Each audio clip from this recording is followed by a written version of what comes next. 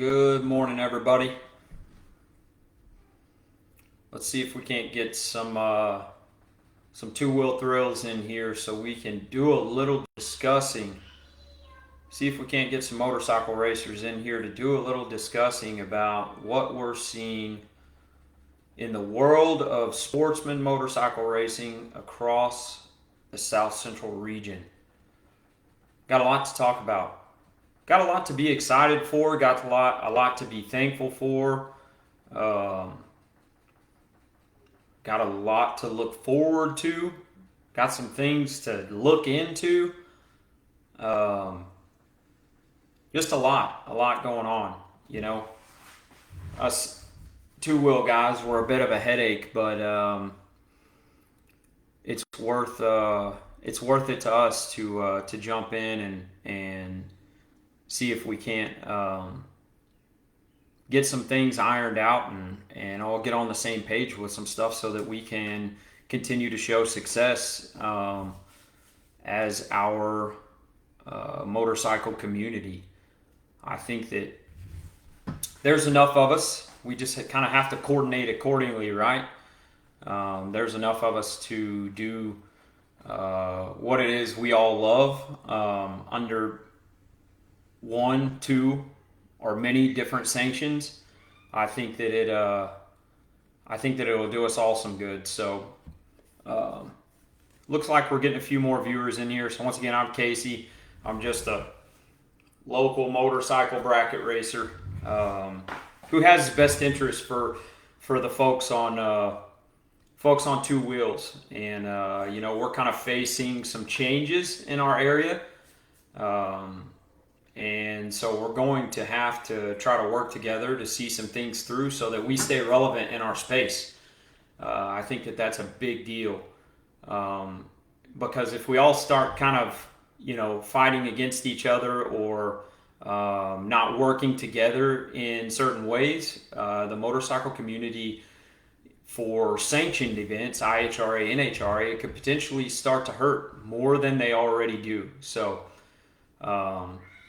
I just kind of want to get some people in on this. I want to talk to you about a few things, some changes that are happening. We should discuss a few things about structure, about, jumping in and supporting events that are supporting us or even giving us the opportunity because we got to be thankful for those, the local tracks and things like that are allowing two wheels to get in and race, especially whenever there's not a designated motorcycle class. We got to be thankful for that because otherwise we're going to be traveling pretty far to chase the sport that we love. So let's just keep that in mind. But few things. So a major change that we just saw hit the media outlet last night was or yesterday, I should say, XRP, Extreme Raceway Park, is no longer identifying with IHRA. They are moving to NHRA. So what does that look like for us, right? So IHRA has been big with the sportsmen's, and in support of all sportsmen, but also too, like they just recently upped payouts. They made the motorcycle world more enticing, right? Big blow to us because XRP not only is first class facilities, but a large enough facility to host IHRA team finals, which means a lot for us in Texas, right? Because we need a place in the state of Texas to host IHRA finals because for the South Central Division 4, we only have 5 tracks, guys, if you didn't know that, for the IHRA. IHRA only has 5 tracks in the South Central Division 4. We have Pimwell Knights, great place.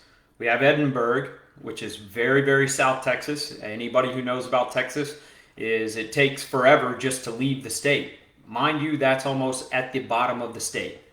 We're right next to Mexico there. So we have State Capital, which is in Louisiana, as long as they renewed. As far as I understand, they did.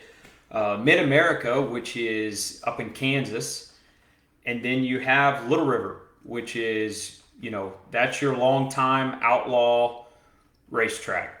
That is your long-standing IHRA sanctioned body racetrack, and also is a supporter of motorcycles. So, what are we doing, guys and gals? What are we going to do for IHRA? Because I don't know about you, but I want to go and chase IHRA finals. That's a big deal to me. I want to go and get on the big stage and compete for a world title. And as of right now, the closest track to me is Little River.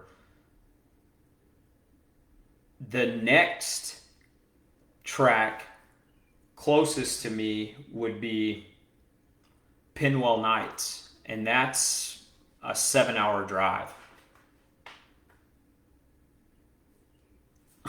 Cody, whatever, dude. Jeff, so if State Capital is shut down, that only narrows it down more in the South Central Division to 4 IHRA tracks. And so that's going to make things even more difficult.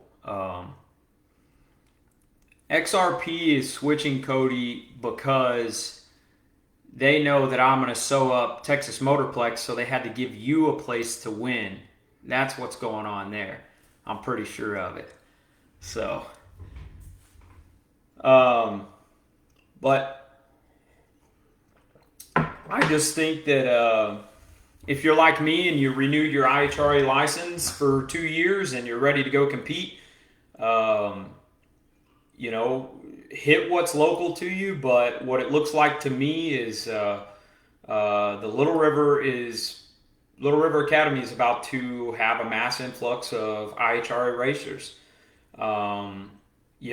Because those of us who are dedicated to each sanction and earning points at a shot to go to the world, that's what we're going to do. We're going to adapt. The only thing that I worry about is, how much more change is that going to do to the Division 4 for NHRA? That's a whole nother conversation we could have in itself, right? Because our NHRA tracks, thank goodness they allow motorcycles to race against the cars, and we do appreciate that because we're sparse in location. But it is a sobering fact to think that we have a ton of NHRA tracks around us now, even though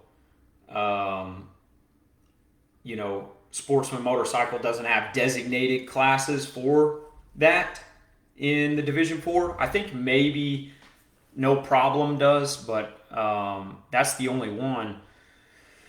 It's just going to be interesting to see how they divvy up teams, how it's going to fall out for the team finals too.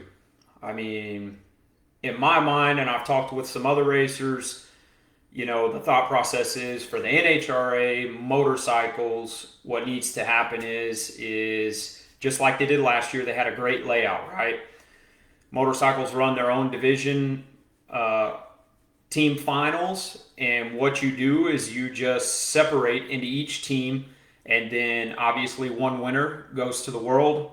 If the Division 4 does have the wild card, then 2 winners will go, winner of racers champions. But I think that you need to earn your slot to come race as a motorcycle at the team finals, not just show up because you hold a license at the end of the year. As crazy as it sounds, guys, if you're on 2 wheels, man, you need to go catch 2 events at your local NHRA track. You need to pay. You need to get in. You need to pay for points. You need to race and compete and show up, and then that will earn your ticket to coming and racing for team finals.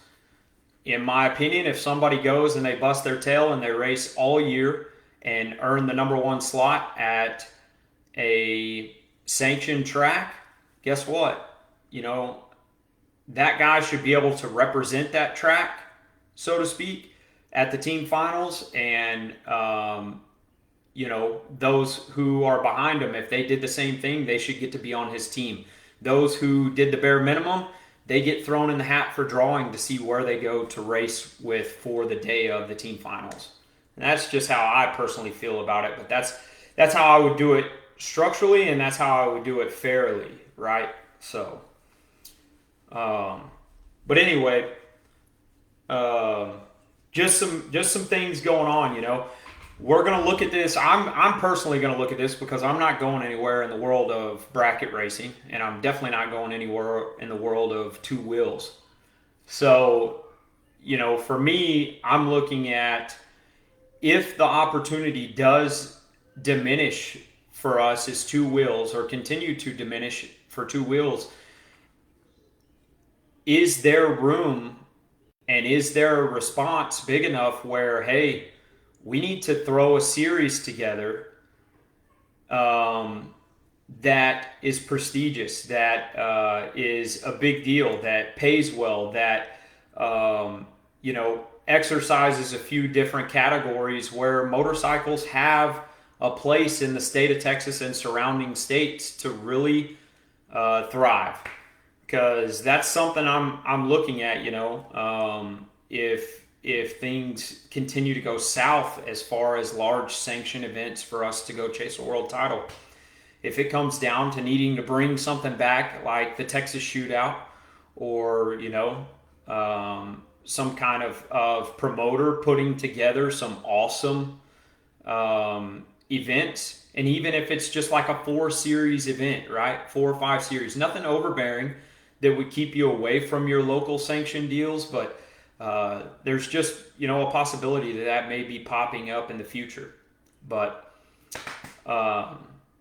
anyway, we're about at the 12-minute mark here. I did mention that I'm going to do some giveaways, so I want to do some random draws for some folks that have been in here. So stay alert.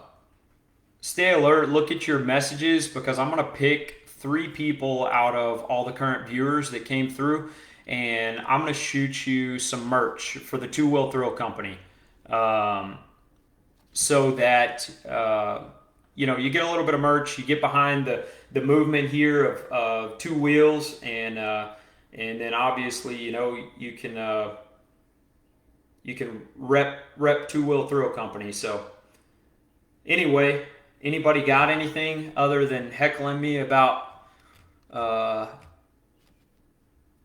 being 5 rounds behind in a bracket race because I wasn't there?